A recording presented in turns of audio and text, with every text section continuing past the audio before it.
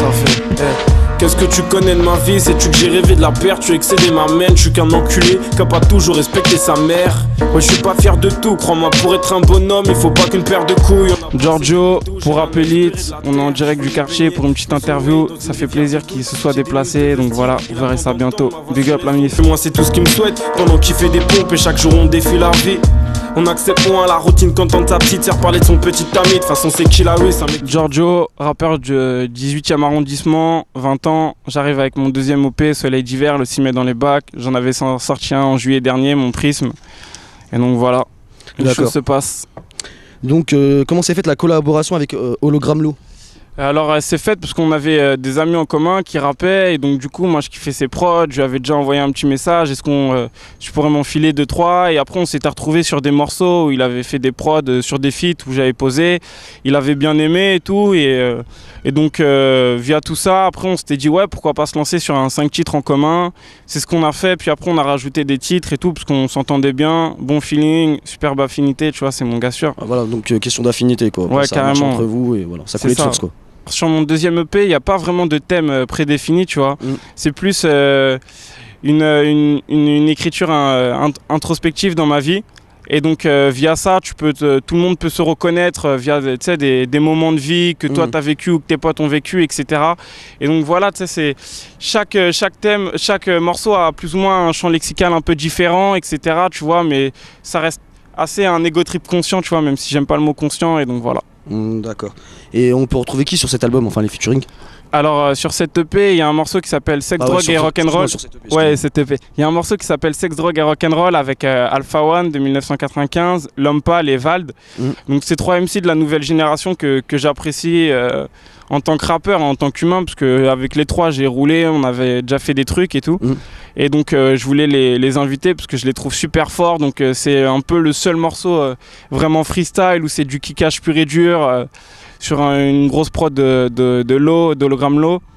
Et donc avec des scratchs de Little Rooster au refrain, donc voilà, avec des scratchs de rock. D'ailleurs en fait j'ai réussi à scratcher mon daron en fait, qui avait un groupe de punk dans les années 80, tu vois et tout.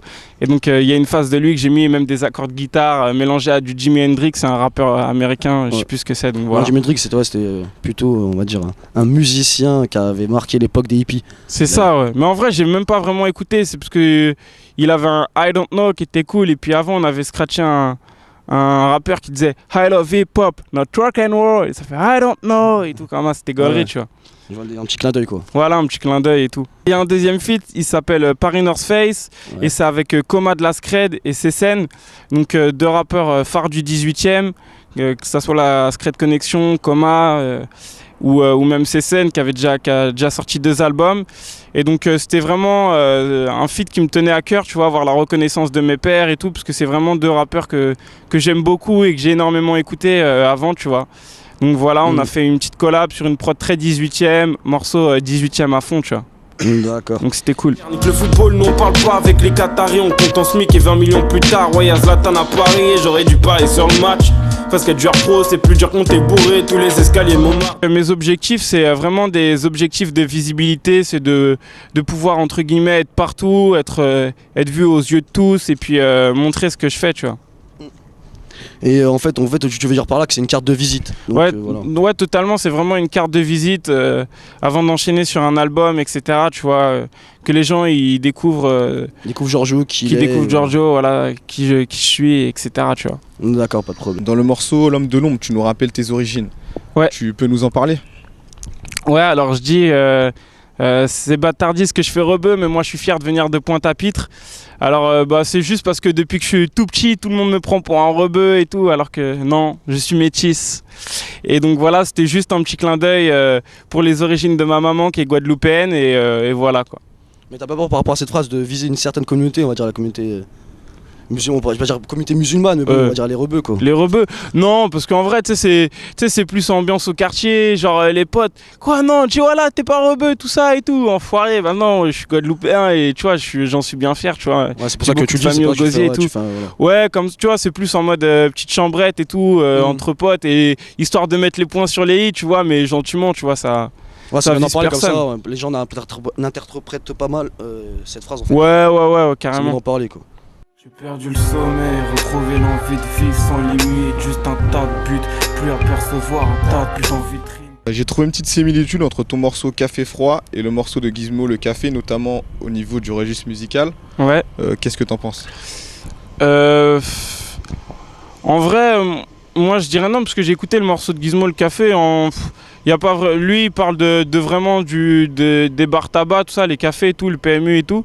Et alors que moi, c'était plus le café froid, c'était plus une image pour via l'insomnie, tu vois, histoire d'imager le morceau avec un café, tu vois, que tu te fais le soir, mais que tu bois pas, mais que t'arrives pas à dormir. Au final, tu te retrouves à boire le bordel à 13h parce qu'entre temps, t'es sorti dehors, passer le temps, t'as passé la nuit dehors, tu réfléchis, tu marches dans Paris, il y a plus de métro, c'était une galère pour attraper un octilien et tout, et je raconte tout ça et tout. Et après, cette image du café froid, en fait, elle est pas très importante. J'aurais pu prendre autre chose, tu vois, c'est juste que ça, j'aimais bien cette idée. Donc voilà, je suis après.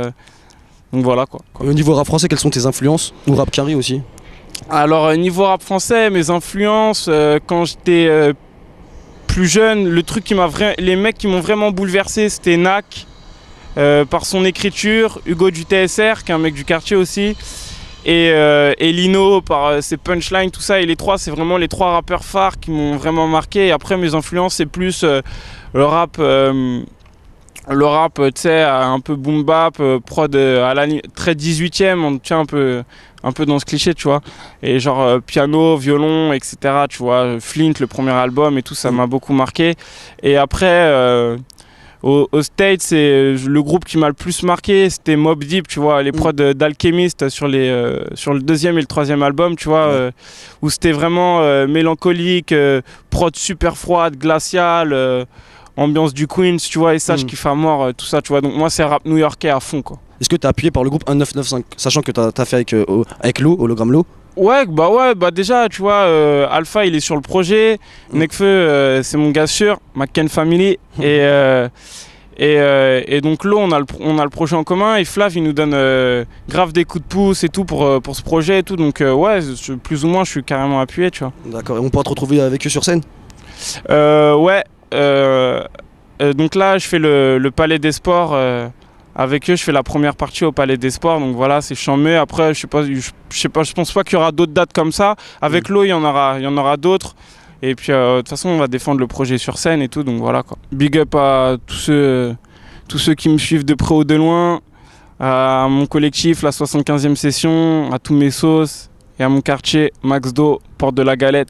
Yeah. Qu'est-ce que je ferais si j'avais pas ce don d'écrire? Je sais pas en attendant. Ouais, retiens le nom de l'équipe et ça fait 75e session. Paris Nord, Paris Sud, 75e cesse.